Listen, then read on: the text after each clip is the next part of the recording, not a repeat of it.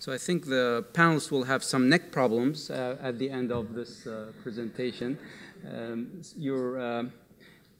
I really welcome everybody coming here today. It's a privilege to have this amazing interdisciplinary groups of people, 4 sessions, all on different topics, and within each session there are a lot of interdisciplinary expertise, and this is unique to UCSD. What I want to do today and for this session is just set the stage of the talks and also put some of the global health perspective, kind of plug in for my background, and then lead on to the other speakers. So the topic of cleaner energy in a less developed world is related to climate justice, which is the theme of this 2-day event. And I do want to start with the definition of global health, because some of you might not be aware of this. And global health is defined as the health of population in a global context and transcends the perspective and concerns of individual nations. So it crosses the border. Unlike public health, our traditional training background, it's a recent discipline. It tackles disease and prevention from a global perspective without being confined to national and regional boundaries, tackles the most important health problems facing mankind, especially in poor and countries as well as rich countries. And probably the most relevant to climate justice is the health equity and the ethics of health as a human right. That's kind of where global health really fits into this climate justice aspect of today. Now, I'm crossing my area of expertise at the Scripps by talking a little bit about climate change and global warming with expertise like Ram and others, but I do want to set the stage for this. So everyone probably here is aware of the global warming aspect of deforestation, the green gas emissions, and how these kind of are related to the ozone opening in the upper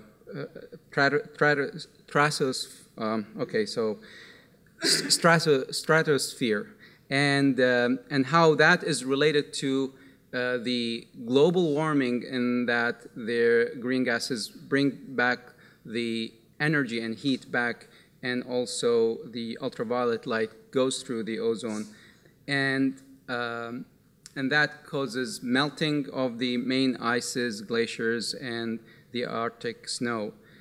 So with that is one aspect is flooding that is expected that 130 coastal cities in 2070 with 1 million or more inhabitants will be affected by flooding, and that it will affect more than 150 million people. And if you look at the yellow, the bigger the yellow, the more people are affected, and it's really Southeast Asia. So there is, in a way, climate injustice, that the more vulnerable people are, the more poorer people rather than the rich countries. So this has, of course, a lot of health impact.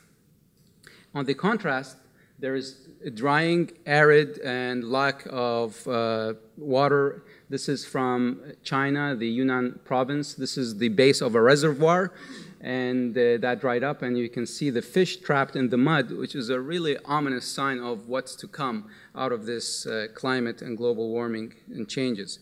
So with that background, I wanted to set up, I want to talk about the biomass fuel, which is the main topic of our session today. So in estimates from the WHO, about 2.7 million people use it for cooking or heating, and this leads to air pollution, global warming, and deforestation, because people are cutting the trees. But in terms of the health impact, the air pollution, it's devastating, really. 2 million deaths annually from indoor pollution, 50% of total disease from indoor pollution in poor countries are related to biomass indoor cooking and heating.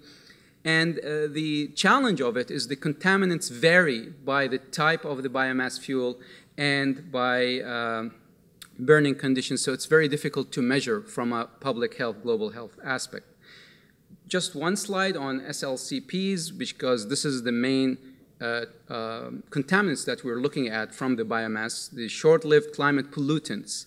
And these are agents that have relatively short half-lifetime in the atmosphere, a few days to few decades, and a warming influence, compared to, for example, CO2, which has 100 or more years, up to 1,000 years lifetime. So these are much, much shorter, and we can have an influence, as yesterday Ram talked about.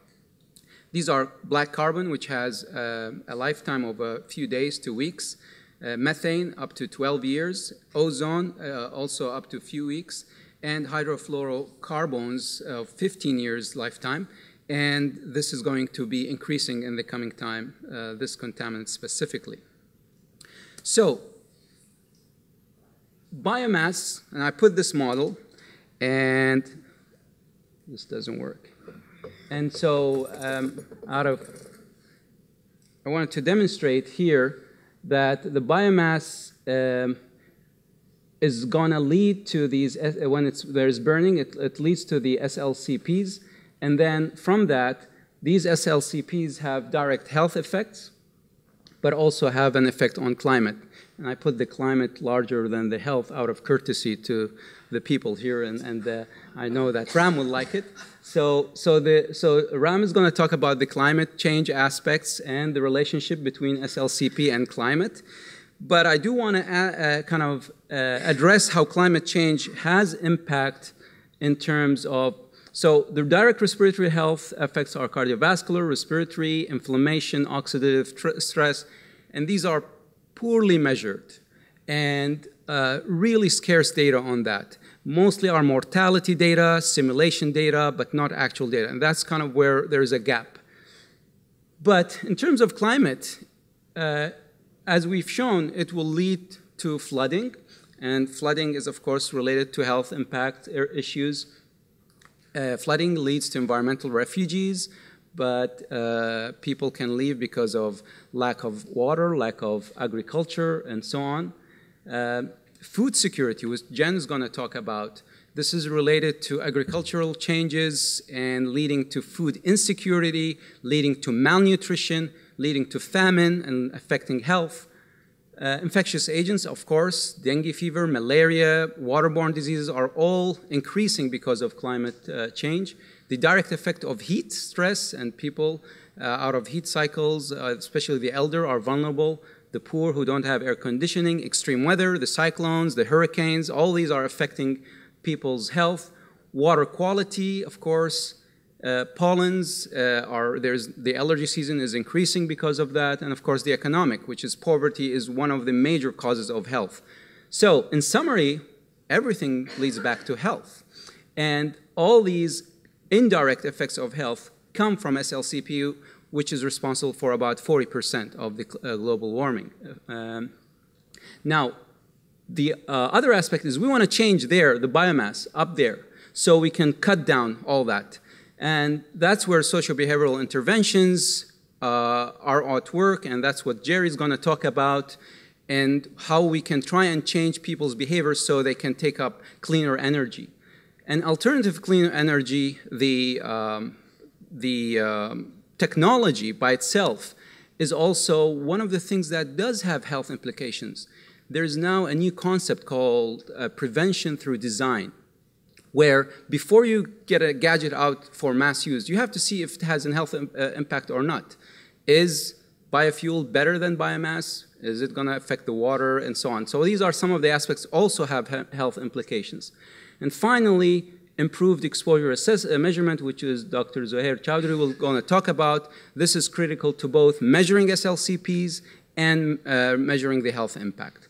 So with that, this is my preferred model, where the health impact has a larger kind of proportion. But this is where I see the cycle going from biomass. People who are collecting these wood and trees, they are risking themselves in terms of energy. They are affecting their health because they're putting more time in collecting this rather than looking after their health, their income, and so on. So it has a health impact. That leads to SLCPs, which have a direct effect, which we just shown. It also has an effect on climate, as we've just shown. Then the climate change has a direct or indirect effect on health, but it also leads to the agricultural and food insecurity and famine and malnutrition, which also has a health impact. Then, because of that, people are losing their income. They're suffering from poverty. And poverty, of course, is one of the #1 causes of health injustice and health impact. And then because people are poor, they don't have access to fossil fuel, so they go and collect biomass. So it creates this vicious circle, which we here are trying to address. And we have a great team, and I want to kind of move on immediately and introduce Dr. Veerbhadran Ramanathan, who is a distinguished professor of Scripps Oceanography and climate change. He has been leading the way. He is the reason that many of us have become passionate and interested in this topic. And he has a nice thing, or a virtue of kind of predicting things before they happen. So he predicted the CFCs is going to affect health, the climate change and global warming that's going to be present from 2000 and detected, and so on. So it's a really pleasure to have him today with us. He came from India just yesterday, and so Ram, please.